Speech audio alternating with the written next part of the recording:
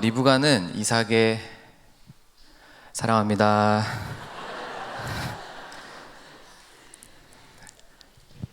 예. 이삭은 리브가의 아내고 아브라함의 며느리죠. 아브라함의 며느리, 이삭의 아내, 네, 리브가. 네. 큰일 났네. 하여튼 그래요. 근데 이제 시집을 왔죠. 아브라함의 늙은 종 엘리에셀이 먼 지역 하란까지 가서 이제 데리고 옵니다.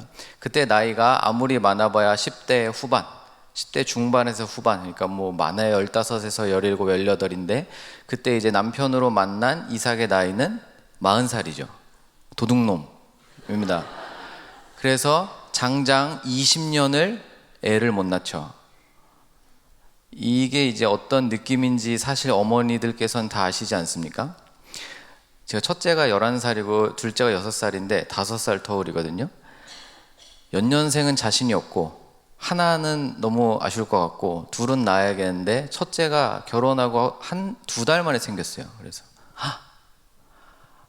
그러면 둘째는 막 온갖 머릿속으로 계산을 해대면서 뭐 2년 터울 어른들이 뭐 몰아 키우는 게 낫다 막 이러시니까 2살 터울 그래 2년, 3년, 4년 안 생기는 거예요.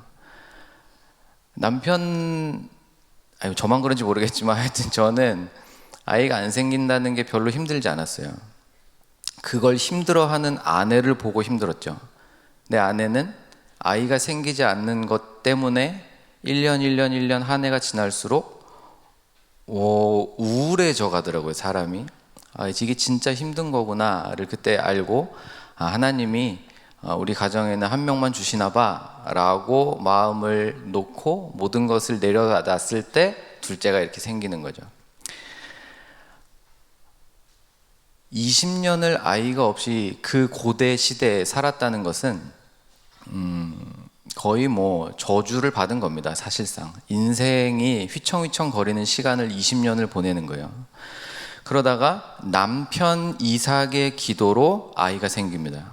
성경 표현 그대로 이삭이 기도함에 하나님이 태의 문을 여세요. 그래서 쌍둥이를 주시는데 이 뱃속에서 이 두 녀석이 하도 싸우고 막 평범치가 않으니까 그것을 위해서 남편 이삭이 또 기도하니까 그때 말씀을 주시죠. 큰 자가 작은 자를 섬기리라. 리브가가 이 말씀을 기억했을까요? 못했을까요?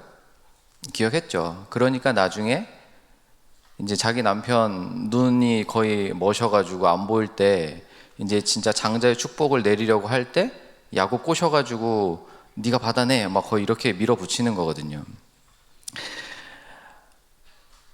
리브가는 아마도 뭐 이건 추측이긴 하지만 성경의 표현들을 보면 시집 오기 전에도 여호와의 이름을 알고는 있었어요. 그러니까 신앙이 있었을 것 같아요. 여기는 추측인데 그 뒤에 이삭에게 시집 오면서 저희가 오늘 함께 읽은 이 말씀은 리브가의 오빠와 아버지가 해주는 말인데 뭐라고 하냐면 리브가에게 축복하여 이르되 누이여 너는 1000만인의 어머니가 될지어다 너의 씨로 그 원수의 성문을 얻게 할지어다 라고 축복을 해줍니다. 이 축복의 말씀 성경 바로 3장 전에 아브라함이 받았던 축복이에요. 아브라함이 언제 받았냐면 이 자기 100세에 얻은 자기 아들 이삭을 진짜 자기 손으로 찔러서 배를 갈라 죽이고 하나님 말씀에 순종해서 제사를 드리기 직전에 하나님이 멈추시고 주신 약속의 말씀이 이겁니다. 이걸 지금 누가 다시 받아요? 며느리 리브가가 받아요. 성경에서 이 정도의 언약의 라인에 적통으로 들어가는 여인이 많지 않습니다. 근데 리브가가 지금 그 복을 누리거든요. 그러니까 원래도 신앙이 좀 있었던 것 같고 시집 올 때부터 언약의 가문에 소속이 되고 그리고 약속의 승리의 말씀을 이미 그때부터 받았고 20년 동안 자식이 안 생기는 이 고난을 겪으면서 그 얼마나 말로 다 할 수 없는 일들이 있었겠습니까? 그런 걸 통해서 점점 하나님이 어떤 분이신지를 알게 되고, 남편의 기도를 통해 쌍둥이가 생기는 걸 보고, 그 쌍둥이가 뱃속에서 평범치 않은 것도 경험하고, 그때 남편이 기도했을 때 말씀이 들리는 것도 경험하고, 그리고 그 뒤에 창세기 26장 보시면 이삭의 그 유명한 일생에 일어나는 그 일, 100배의 축복. 남의 땅에 가가지고 농사 한 번 졌는데 그 다음에 100배가 나온다. 말도 안 되는 이거를 이삭만 경험한 게 아니라 그의 아내 리브가도 함께 경험하죠. 아, 하나님은 살아계시는 분이시구나. 그 뒤에 블레셋 사람들이 온갖 시기 질투를 해가지고 우물 막아버리고 쫓아내죠. 이사 가서 또 우물 팠는데 우물이 터져요. 근데 거기까지 따라와서 막으니까 또 이사 가서 또 파고, 또 막아서 또 이사 가서 또 파고, 이 짓을 계속 하는데 우물이 계속 터져요. 상식적으로 생각해도 우물이 파면 그냥 쉽게 나오는 겁니까? 그럴 리는 없잖아요. 팔 때마다 터지는 우물을 보면서 리브가는 무슨 생각을 할까요? 아, 하나님은 살아계시는구나. 아, 하나님은 역사하시는구나. 아, 하나님은 우리 가정을 돌보시는 분이시구나. 이런 것들을 남편 이삭과 함께 뼈저리게 느껴가는 겁니다. 진짜 르호봇까지 가서 그 마지막 우물 파고 끝나는 줄 알았는데 거기서 머무르지 않고 다시 약속의 땅, 이삭이 그제서야 깨닫고 약속의 땅으로 돌아오는 것을 보면서 리브가도 그 좋은 노른자 땅, 거기 넓은 땅, 우물 깊은 땅, 거기 다 포기하고 우물이 없는 산골짜기로 다시 올라오는 거거든요. 왜냐하면 거기가 약속의 땅이기 때문에. 리브가는 이런 일들을 통해서 삶을 살아가면서 하나님이 어떤 분이신지, 하나님이 진짜 내 삶에 어떻게 역사하시는지를 하나씩 하나씩 경험하고 깨달아가는 여인입니다. 그때 이미 이제 에서와 야곱을 낳았고, 에서랑 야곱도 그 우물 사건을 다 겪는 거예요. 그리고서 이제 첫째 에서가 장가 갈 때가 40살이라 그랬으니까, 그러면 야곱의 나이가 60살에 아들 낳았으니까 대략 100세인 거예요. 리브가 나이가 아무리 젊어도 80세에서 90살 사이였을 겁니다. 그 고령의 나이로 지금 이제 그 문제의 장면인 이삭, 남편 이삭이 눈이 멀어서 이제 장자의 축복을 내리려고 할 때 리브가가 먼저 그 이야기를 듣고 자기가 편애했던 둘째 야곱한테 가서, 야, 빨리 가서 몸에 털 붙이고 와. 엄마가 뭐 요리해가지고 너한테 줄 테니까 네가 가서 형이 받을 축복을 받아와라 라고 엄마가 시키는 겁니다. 사실상 거기까지는 야곱이 한 게 아니라 거의 엄마 리브가의 작품이에요. 어떻게 이렇게까지 밀어붙일 수 있었죠? 물론 자기가 둘째를 좀 더 사랑한 것 같지만 그렇다고 해서 이 질서를 다 엎어버리고 뻔히 분란이 일어날 걸 알면서도 이거를 밀어붙일 수 있었겠습니까? 그렇진 않았을 거예요. 확신이 있었던 겁니다. 그 확신이 뭐냐면 임신했을 때 하나님이 들려주신 그 약속. 형은 둘째를 섬길 거야. 둘째가 더 커질 거야. 이 약속의 말씀이 이루어지려면 자기의 생각이라면 이 축복을 지금 누가 받아야 되는 겁니까? 둘째가 받아야 돼요. 그래서 눈이 먼 남편을 대신해서 내가 주의 뜻을 이루리라, 아마도 이런 생각과 확신을 가지고 야곱을 밀었을 것으로 보입니다. 그 결과 아버지가 내려주는 놀라운 축복들은 받았지만 바로 그 순간 다음에 첫째 아들 장남 에서가 눈이 뒤집히고 속으로 이야기하죠. 아버지가 돌아가시면 내 동생을 죽이리라. 얼마 안 남았다. 아버지 눈도 머셨는데 얼마 안 남았다. 이걸 또 리브가가 들어요. 엄마는 예민하잖아요. 아빠가 말한 것도 잘 듣고 아들이 말한 것도 잘 들어요. 뭐라고 얘기하냐면 둘째 야곱한테 빨리 가라, 도망가라. 형이 너무 화가 났으니 며칠 정도 머물러 있다 와라. 그럼 형 화가 좀 누그러지지 않겠니? 내가 어찌 한 날에 두 아들을 잃으랴 라고 얘기해요. 그러고서 둘째 그렇게 사랑했던 아들 보내놓고 아마도 성경에 따르면 그 뒷 이야기가 나오지 않아요. 그런 걸 보면 야곱이 다시 야복강가 건너서 천사랑 씨름하고 현도뼈 부러지고 그 사건 지난 뒤에 온갖 일이 있고서 베델 올라갔다 와서 돌아올 때 리브가는 아마도 그때 죽었을 겁니다. 그러니까 이 사건 이후에 자기 사랑하는 둘째 아들 보내놓고 다시 못 만났을 거예요. 사랑하는 여러분, 짧게 리브가라는 이 여성에 대해서 대단한 인물이에요. 아까도 잠깐 소개해 드렸지만 그거 한 구절 한 구절 가지고 설교를 몇 편이나 할 수 있을 정도의 굉장한 일들을 경험하는 여성이고, 그리고 하나님을 정말 깊이 깨달은 여인이고, 그리고 확신이 있는, 어떻게 말하면 여장부 스타일일 것 같기도 하고, 그런데 동시에 하나님의 말씀을 이루고자 하는 그 뜻은 옳았지만, 그리고 자식에게 그걸 심어주고자 하는 그 뜻도 옳았고, 자식에게 하나님의 말씀을 붙들고 살게 해주려는 그것도 다 옳았지만 방식이 틀렸죠.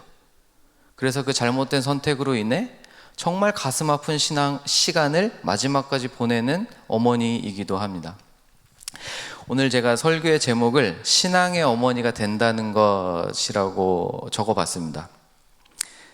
신앙의 아버지는 한번 다음에 시간이 되면 해보고, 신앙의 어머니가 된다는 게 뭘까? 실수를 한 번도 하지 않는다든가 그런 거는 불가능하니까 그냥 저희가 흔히 생각하고 떠올릴 수 있는 그러한 행동들을 하는 거, 신앙생활 잘 하는 거, 어떤 예배 생활이라든지 가정 예배라든지, 물론 그것도 신앙의 어머니의 멋진 모습이시죠. 근데 저희가 삶을 살다 보면 가끔은 그런 것들이 흔들리고, 가끔은 내가 해왔던 어떤 그런 신뢰나 믿음이나 행동들이 무너질 때도 찾아오죠. 마치 리브가가 좋은 뜻으로 했으나 방법이 틀려서 평생 사랑하는 아들 둘째를 못 보게 되고, 첫째는 평생 근심으로 안다 가는 거거든요. 가정이 깨어진 것을 이 어머니가 직접 평생 그 인생의 말년에 그냥 절절하게 겪으면서 가시는 건데, 과연 신앙의 어머니라는 건 뭘까? 이 리브가의 삶을 통해서 많은 이야기들을 할 수 있지만 저는 개인적으로 이렇게 정리했습니다. 리브가뿐만이 아니라 신앙에 나오는 많은 어머니들이 계신데, 그러니까 시어머니 사라도 마찬가지고, 여기는 60세가 아니라 거의 90세까지 자식을 못 낳는 거잖아요. 그래서 하나님이 오셔가지고 말씀해 주셨는데도 피식 웃다가 아들 이름이 피식이 된 거 아닙니까? 그게 이삭이잖아요. 사라도 마찬가지고, 룻도 마찬가지고, 사무엘의 어머니 한나도 마찬가지고. 그러니까 신앙의 어머니라고 성경에 소개된 여인들, 어머니들을 보면 그 인생의 고난을 피해가지 못해요. 오히려 그 시간을 통해서 하나님이 어떤 분이신지를 더 깊이 깨닫게 되시고, 그 자신이 만난 그 하나님을 자녀들과 함께 누리는 어머니로 소개가 많이 됩니다. 그래서 제 개인적으로는 신앙의 어머니가 뭘까?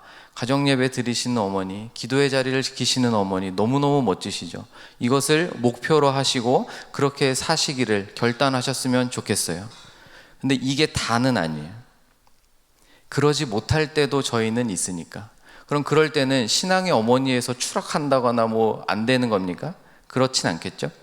신앙의 어머니는 이런 것 같아요. 삶을 사시는 동안에, 지금 머리가 이렇게 허여신 분들도 많이 계시는데, 그 삶을 사시는 동안에 기쁘셨을 때도 있고 힘드셨을 때도 있을 그 인생의 삶 동안 하나님을 날마다 더 알아가시는 어머니, 그리고 특히 이 고난이라는 시간을 통해서 그걸 자식과 함께 겪으면서, 어머니가 힘든데 어떻게 자식이 안 힘들겠어요? 자식이 힘든데 어머니가 어떻게 안 힘드시겠어요? 그러니까 이거는 원래 같이 가는 건데, 이 고난의 시간을 사실 때, 고난을 겪으실 때 하나님이 원하시는 선택을 할 줄 아시는 어머니, 인생을 사시면서 고난을 통해 자녀들과 함께 그것들을 겪으실 때 하나님을 함께 알아가시는 어머니, 저는 이런 분이 정말 멋진 신앙의 어머니가 점점 더 되어 가시는 것 같아요. 제가 사실은 더 한 문장으로 줄여보려고 그랬는데 제 재주가 안 돼서 이렇게밖에 안 되는 것 같아요. 그냥 자녀랑 같이 사시면서 힘들 때가 오면 자녀들이랑 같이 그걸 겪으실 텐데 그때 보여줄 수 있는 엄마, 이 선택을 할 수 있는데 자녀 앞에서 하나님이 원하시는 건 이거야 라고 남편과 함께 그걸 잡으실 수 있는 어머니. 저는 그분이 점점 더 신앙의 어머니로 서가시는구나 라고 생각합니다. 저희 할머니, 외할머니 여장부 스타일이시거든요. 지금 9순이 다 돼 가세요. 그러니까 할아버지는 군인이셔서, 그리고 인천 분이셔서 젊으셨을 때 뭐 장사도 하셨다고 들었고, 그러니까 저희 할머니 되게 억척스러우시고 생활력 강하시고 여장부 스타일이신데, 할아버지가 쓰러지시고 그 할아버지 할머니를 이제 저희 집에서 모셨어요. 이제 딸 집에서 들어오신 거죠. 그때 저희 할머니가, 이거 뭐 제 추측입니다만, 할머니가 아무래도 딸한테 미안하셨는지 이렇게 지켜보니까 딸의 남편이 목사인 거예요, 저희 아버지가. 그래서 할머니가 그때부터 저희 아버지 교회에 새벽기도 문을 여셨어요, 새벽에. 그리고 건강이 허락하실 때까지 몇십 년을 여셨습니다. 20몇 년을. 그리고 무릎 수술하시고 이제 건강이 이제 더 이상 허락이 안 되실 때 이제 포기하셨는데, 며칠 전에 이제 저희 어머니가 무릎 수술하신 뒤에 이제 연세도 있으시고 건강이 점점 나빠져 가시니까 금박 치매가 오시고 이제 점점 말씀도 어눌해지시고 그러신 상태세요. 이제 이모들이 막 돌아가면서 할머니 모시고 있는데, 어느 날 이제 저희 어머니가 카톡을 하나 올리셨어요. 1분이 채 안 되는 영상이었는데, 앞에는 성경책 펴놓고 할머니가 찬송하고 마지막에 할머니가 기도를 하시는 장면이에요. 카메라가 뭐 이렇게 막 흔들리는 거 보니까 엄마가 뭐 울고 계시는 건지 뭐 감정을 참고 계시는 건지, 그런데 말씀도 어눌하시고 같은 말 했던 말 또 하시고 막 그러시지만, 그 9순이 다 돼 가시는 할머니 입에서, 이제 치매가 오셔서 슬슬 사람도 잘 못 알아보시는 그 할머니 입에서 자녀를 축복하는 기도가 계속 나오는 거예요. 끊어지지가 않아요. 그걸 보면서 하나님이 정말 세우고 싶으신 그 신앙의 어머니의 모습이란 건 뭘까? 젊었을 때는 젊었을 때의 어머니로서 하셔야 할 역할들이 있으실 거고, 중년이 넘어가시고 노년의 삶에 이르셨을 때도 여전히 신앙의 어머니로서 하실 역할들이 있으시겠죠.